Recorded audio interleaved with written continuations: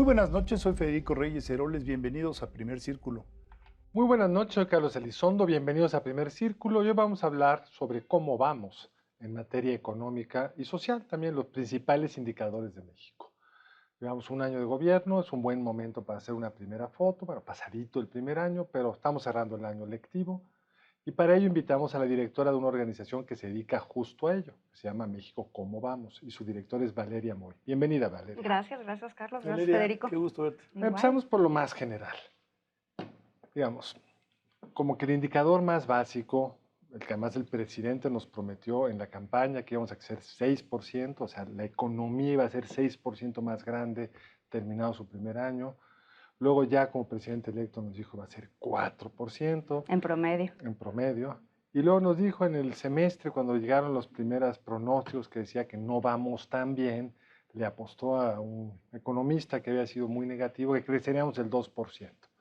¿Cómo vamos este año, Valeria, en materia de crecimiento? Bueno, Carlos, pues ahora la discusión es si va a ser 0 o va a ser 0.1 o va a ser menos 0.1, lo cual al final del día podríamos pasarnos horas discutiendo qué tan negativo o qué tan positivo, pero vamos a estar alrededor O sea, de 0. la economía está en 0 porque lo demás es irrelevante. Ahora, es un promedio.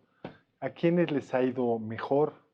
Mira, Carlos, lo que vemos en economía, que lo llevamos viendo desde hace muchos años, es una brecha regional muy importante. ¿Ahora está mejor el sur con el nuevo Ahora, presidente? No, no está, todavía no. ¿No? Todavía no vemos el resultado del Tren Maya ni de la refinería, eso todavía no pinta. Lo que vemos es, si pintamos el mapa del país, vemos que el centro y el norte van un poco mejor. En esta ocasión no van mucho mejor, pero sí van un poco mejor. Y 15 estados, porque los datos de crecimiento estatal los tenemos siempre con más rezago, con la información que tenemos al segundo trimestre de este año, lo que vemos es que 15 estados tuvieron tasas de crecimiento negativas durante el segundo trimestre.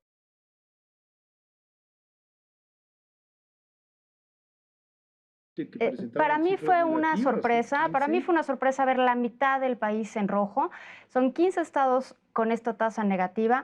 Normalmente tenemos 6, 7 estados con tasas negativas. Hay muchos que tienen un componente estacional, los que están muy relacionados con el sector agrícola.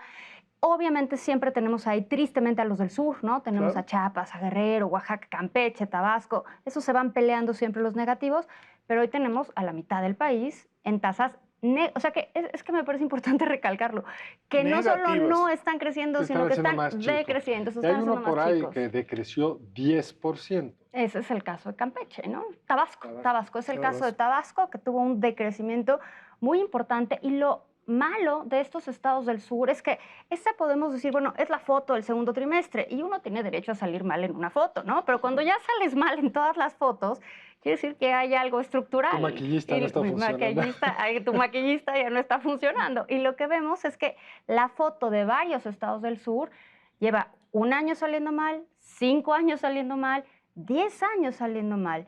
Mientras que otros estados, centro y norte, con un poquito más de variedad, porque esos no son siempre los mismos, hay estados que crecen y que crecen a un ritmo bien interesante. Entonces, la brecha de crecimiento del país no solo no se ha hecho más chica, sino que se ha profundizado. Ahora, decías hace un momento que a los que les iba bien tradicionalmente, estoy pensando Querétaro, Aguascalientes, centro norte, ahora no les está yendo tan bien como para compensar, digamos, por lo menos en las cifras macro, los que están costándole a la nación, digamos, por decirlo de alguna manera, o al crecimiento. Sí, hay estados que normalmente tienen tasas. Nosotros en México, como vamos, tenemos una meta de crecimiento de 4.5%. Es una meta pareja para todos los estados y evidentemente para el país. Y normalmente tenemos varios estados que están por arriba de la meta, ¿no? Sí. Tenemos 5 o 6 estados que están por arriba y claro, el promedio con los que están abajo, pues ya queda en algo menor a 4,5. Lo que vimos este último trimestre a nivel estatal es que los estados no alcanzaron la meta de crecimiento de 4,5. Entonces, incluso los que crecían mucho no lograron alcanzar ese 4,5%, es decir, no están creciendo ni a sus propias tasas de crecimiento.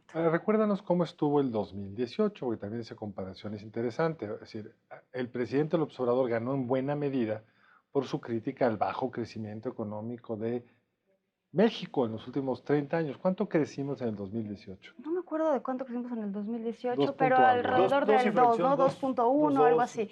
Lo que llevamos viendo durante los últimos años, que esa fue la crítica, fue que estábamos creciendo al 2, 2,5%, dependiendo del periodo que escogieras, ¿no? Si los últimos 20 años, 2, si Depende de si agarramos metías la más, crisis. ¿no? Depende si metes la crisis o sacas la crisis. Y ese promedio de 2, bueno, hoy se antoja aspiracional, ¿no? Ya Claro. hablar de 2%, ¿Cuánto esperan el año entrante, Valeria? 1, alrededor del 1%. Y algo que me parece muy importante mencionar es que incluso en este año, que todavía no empieza, en el 2020, ya estamos viendo recortes en las expectativas de crecimiento. El gobierno trae 2% todavía. El gobierno trae este rango de 1,5, 2,5, que Pero el bueno, lo presupuesto podemos estuvo entrar hecho en con 2, 2. ¿no? El presupuesto estuvo hecho con 2. Ahora, ¿cuáles serían las causas, Valeria? ¿Por qué no está creciendo la economía mexicana? Porque lo que nos dice o nos ha dicho el secretario de Hacienda es que el mundo está mal. ¿Es cierta esta explicación? ¿Estamos mal A ver. porque el entorno está mal? Yo creo que aquí hay muchos temas. Yo creo que el mundo se empieza a desacelerar. El año que entra veremos tasas de crecimiento globales menores a las Sí. que hemos visto. El año que entra tendremos la menor tasa de El que crecimiento. entra. El que entra. ¿Y este? Este no vamos a tener la menor porque si bien empezamos a ver síntomas de desaceleración en Estados Unidos, en Alemania, en China incluso, no estamos en un nivel que México debería de preocuparse hasta este momento. Sí, lo triste y lo curioso es que Estados Unidos estaba creciendo en niveles récord y normalmente México crecía más que los Estados Unidos. Es la primera vez Es en la 2 primera décadas vez que nos separamos. en 20 años en donde no seguimos por lo menos en paralelo el ritmo de crecimiento. Y lo mencionaste de pasada, pero lo de Alemania es muy grave porque también pues, se había mantenido con un crecimiento alto que de alguna manera suponía que Europa tenía una locomotora y ahora hay un frenón, hay cambio de canciller, hay cambio de liderazgo en la Unión. Entonces hay mucho desconcierto también en Europa Claramente sobre el toda la crecimiento, batalla ¿no? comercial del presidente de Estados Unidos, pues sí está Claro. tomando una factura, ¿no? Sin duda alguna, no únicamente entre Estados Unidos y China o México, o sea, no, yo creo que esto es un tema global donde el comercio sí está mostrando una desaceleración importante y eso se ve muy claramente reflejado en los indicadores de manufacturas.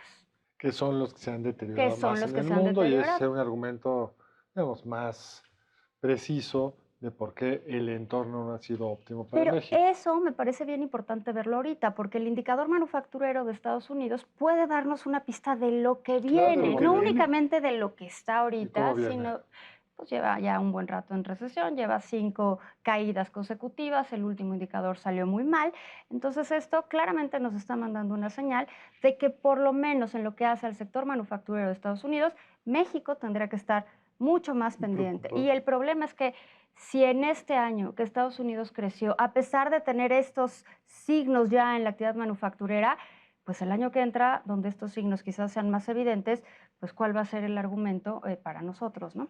Ahora, acabas de sacar, tu organización acaba de publicar este índice que a mí me parece muy valioso y que además incide curiosamente en una discusión que estamos teniendo en México, que es esta cuestión un poco barroca, creo yo, de que puede haber bienestar sin crecimiento, ¿no?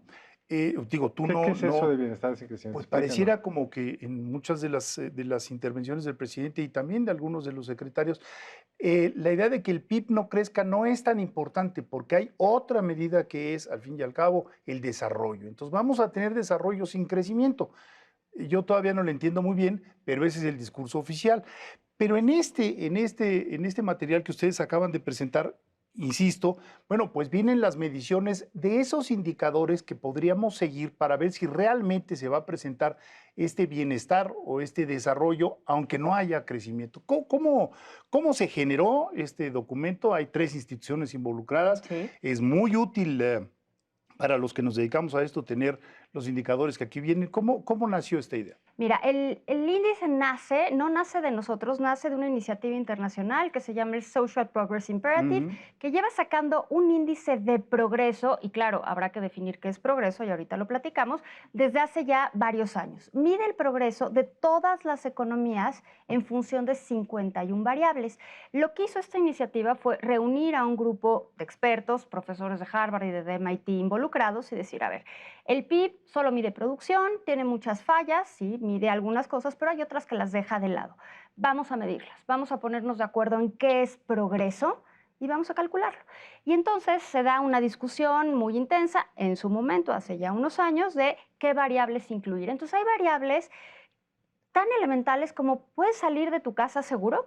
puedes salir a Claro. caminar y sentirte seguro, tienes acceso a un parque público, tienes agua potable, los niños se mueren de desnutrición o tienes diabetes. O sea, ¿cuáles son los problemas de tu sociedad? Más que de tu economía, de tu sociedad, de tu comunidad.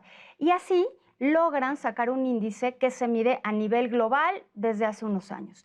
El índice de progreso social va buscando socios locales en diferentes países para llevar este índice con la metodología, la misma metodología, a nivel estatal.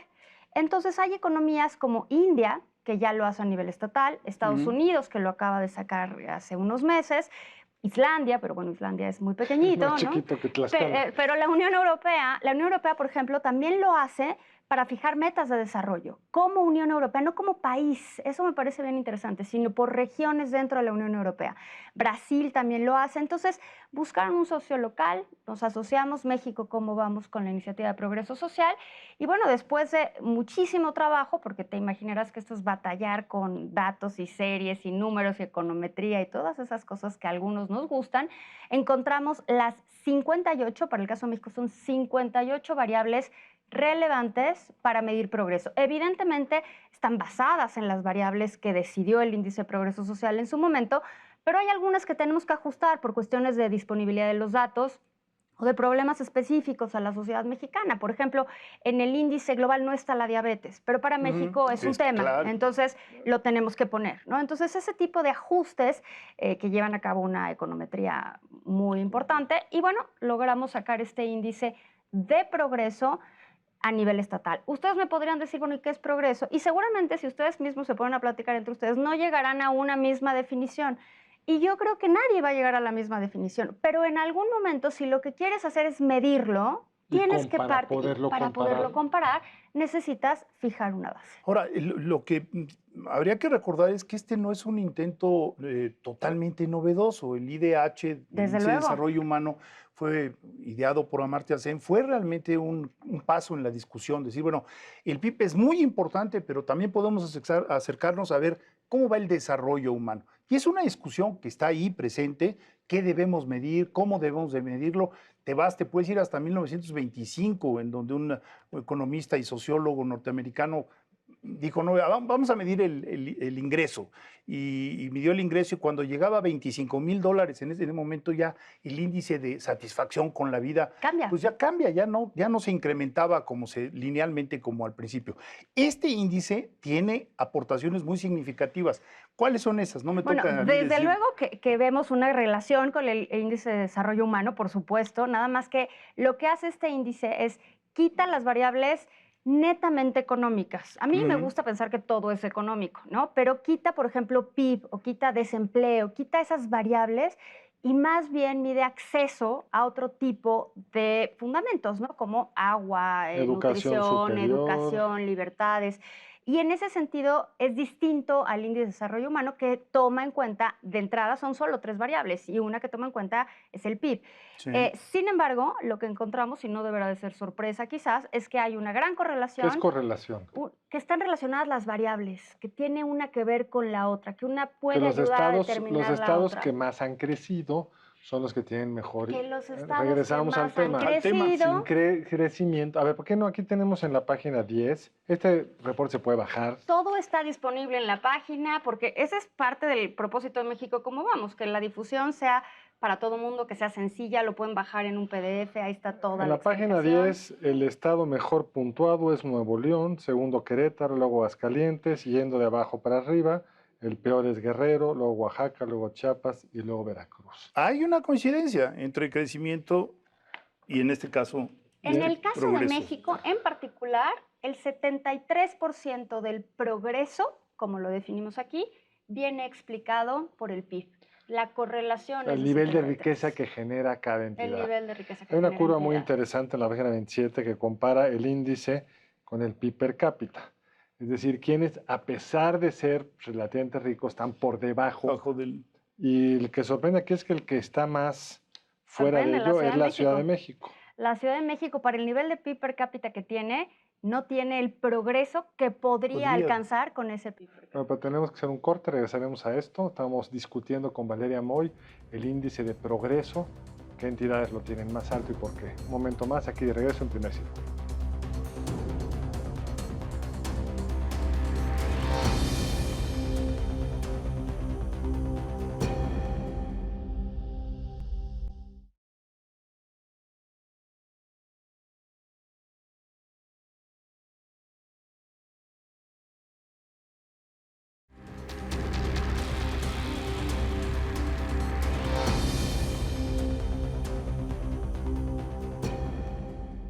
De regreso en Primer Círculo, discutiendo con Valeria Moy cuál es el estado del progreso en México con este indicador que han desarrollado entidad por entidad, y veíamos que para su nivel de riqueza per cápita la Ciudad de México está abajo. ¿Cuáles son los indicadores donde le va mal a la Ciudad de México? Mira, para que sepamos exactamente en qué indicador le va mal o bien a cada uno, tenemos una especie de boleta, siguiendo el ejemplo y siguiendo la metodología de la imperativa de progreso social. Entonces, en esta boleta, como la tienes ahí en la página 35, puedes ver el ranking de en qué le va mal a la Ciudad de México. Y mira, aquí lo tenemos clarísimo. En donde le va peor a la Ciudad de México, creo que no le sorprenderá, y mucho menos con lo que hemos visto recientemente, violencia contra las mujeres. Ocupa el lugar 32 de los 32 estados del país. En tiempo para registrar la propiedad, tema de Estado de Derecho, qué tanto puedes hacer válidos tus contratos y demás, la Ciudad de México está en el lugar 31 de 32. Entonces, hogares con títulos de propiedad, la Ciudad de México ocupa el lugar 28 Mortalidad de los 32 por diabetes, estados. 32.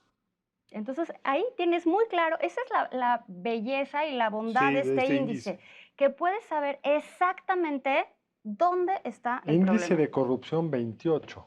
Ahora, cada índice habría que discutirlo cada uno en específico, pero es bastante claro dónde están las debilidades y dónde están las fortalezas. Y hay que decirlo, este tipo de materiales son un mapa para los gobernantes, un mapa de Debería de dónde ser. duele, de Debería dónde, de ser. o debería de serlo, pero son, y además se lo entrega a un organismo de la sociedad civil y les dice, aquí está, por favor léalo, porque le va a Pero ayudar no a es los un organismo habitantes fifí. de la Ciudad de México.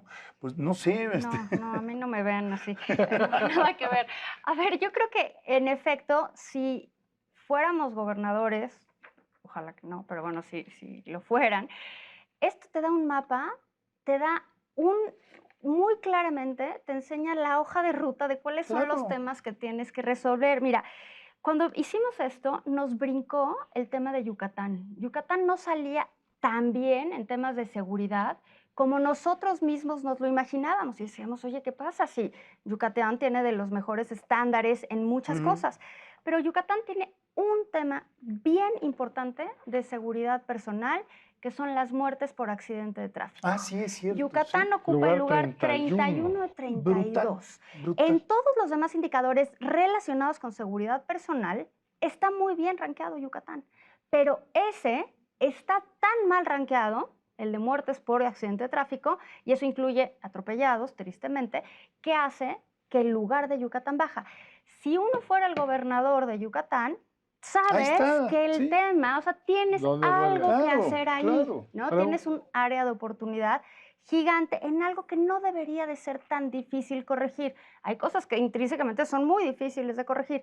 Hay otras que la foto puede ser más clara y que a lo mejor te sirve para hacer una política pública relativamente Y a sencilla. lo mejor el encargado de tránsito en Yucatán no se ha dado cuenta de la gravedad del asunto. Entonces Ese es el tiene que punto. llegar un ojo externo a decirle, oiga, señor, muchos de los indicadores de esta entidad, que son fantásticos, se vienen al piso por accidentes de vialidad. Esto es importantísimo. Otro que me U otros, sorprendió ¿no? muchísimo fue Guanajuato. ¿Qué te sorprendió Porque de en Guanajuato? la, digamos, análisis meramente económico es de los que mejor le ha ido en los últimos años.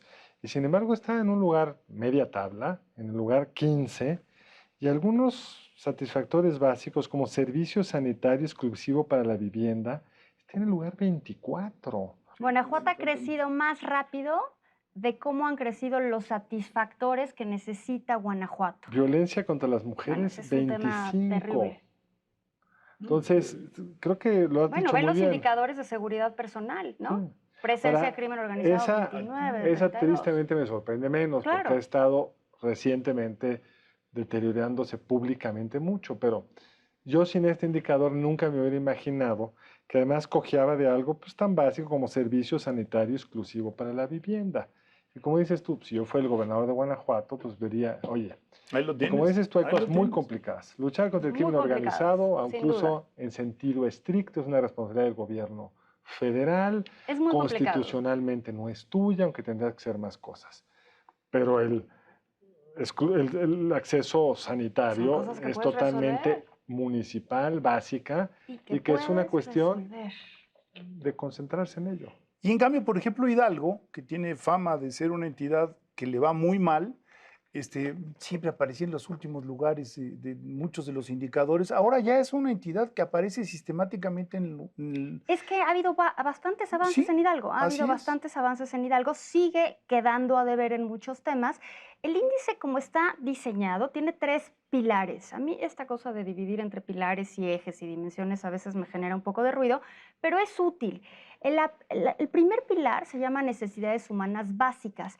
Los del SPI dicen que este pilar es el que se puede resolver prácticamente con dinero, con políticas públicas, con recursos, de alguna manera, ¿no? Ahí tenemos cosas como alimentación, nutrición básica, viviendas con piso de tierra, son cosas que son, entre comillas, relativamente sencillas de corregir. El segundo pilar es fundamentos del bienestar. Ahí ya estamos hablando no solo de educación, sino educación de calidad. Estamos hablando de ya cosas que requieren un poco más que únicamente recursos. Estrategia, Ya requieren visión. estrategia, requieren visión, requieren planeación. Y la última parte, el último pilar es el de oportunidades. Ahí tenemos cosas de equidad, de paridad, de inclusión, cosas que son de libertades, tolerancia, cosas que son que no necesariamente se resuelven con recursos, sino más bien con voluntad y, bueno, desde luego con recursos. Y hay muchas cuestiones que tienen que ver con la cultura Por supuesto. regional y estatal. Pues hay Una que decirlo. precisión, Guanajuato, porque yo ya he visto necesidades humanas básicas, ahí está en el lugar 15. En el índice completo está en el lugar 20. Sí. Teniendo tasas de crecimiento altas y teniendo Ahí es un donde el proceso de presidente López Obrador tiene industrialización. razón. Puedes tener crecimiento Claro. y no tener Mejoras en bienestar. Ahora, lo que no veo es lugares donde haya mejores en el bienestar sin crecimiento. Ese es el tema. Ese es el tema. Yo creo que, o sea, sí puede haber incrementos en el PIB sin que se traduzcan en bienestar. Yo creo que en eso estamos de acuerdo.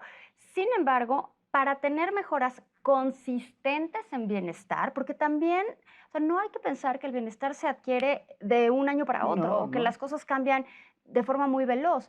Nuevo León, por ejemplo, que es un estado que ya no crece a tasas demasiado altas, Pues sigue creciendo por arriba del sigue promedio. creciendo por arriba del promedio, desde luego, pero ya no son estas tasas de 8 o 9%, sigue creciendo de forma sostenida. Es rarísimo ver un bache en Nuevo León, ¿no?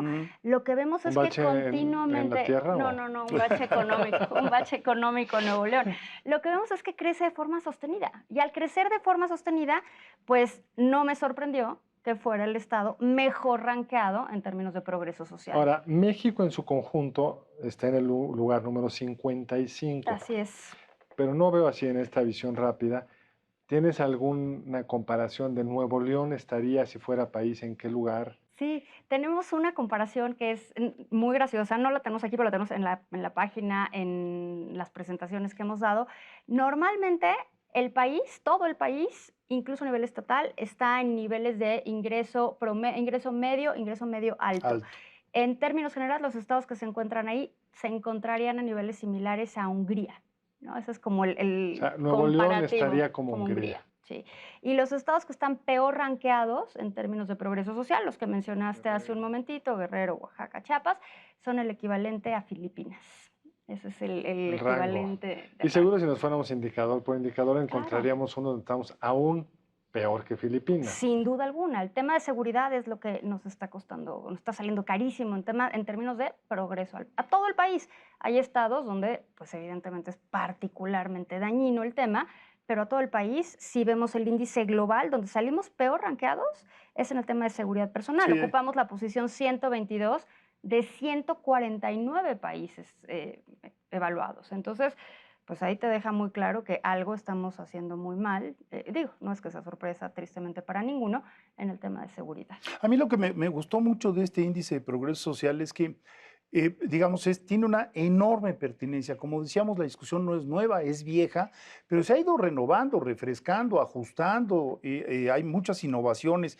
Y esto cayó como anillo al dedo para decir, a ver, no podemos imaginarnos un país con más bienestar si no hay crecimiento. Suena muy sencillo decirlo, pero así es. Y también es cierto que puede haber un crecimiento que sea falciario. Yo creo que el tema también es que el presidente busca una manera de justificar el crecimiento cero. Y entonces, si eso se lo da el bienestar, pues está muy bien. Sin embargo, yo creo que es clarísimo que para que logremos mejoras en bienestar sustanciales y sustantivas para la gran mayoría del país tiene que crecer. No hay de otra. Y de alguna manera también nos saca de la discusión digamos, del Coneval, de la multiplicación de los pobres, ¿no? De que llegamos a tener 60 millones de pobres y decían, pero el problema es que el tiempo, ¿cómo está este asunto? El tiempo se fue, tendría que ser otro programa, la otro multiplicación programa, de los pobres. otro programa, Valeria, ¿te parece? Pues Valeria, muchísimas gracias por acompañarnos. No, al hoy. contrario, muchísimas Valeria, gracias a mil ustedes. gracias. Federico. Nos vemos la Carlos. próxima emisión aquí, de Primer Círculo. Siguiente lunes aquí en Primer Círculo. Buenas noches.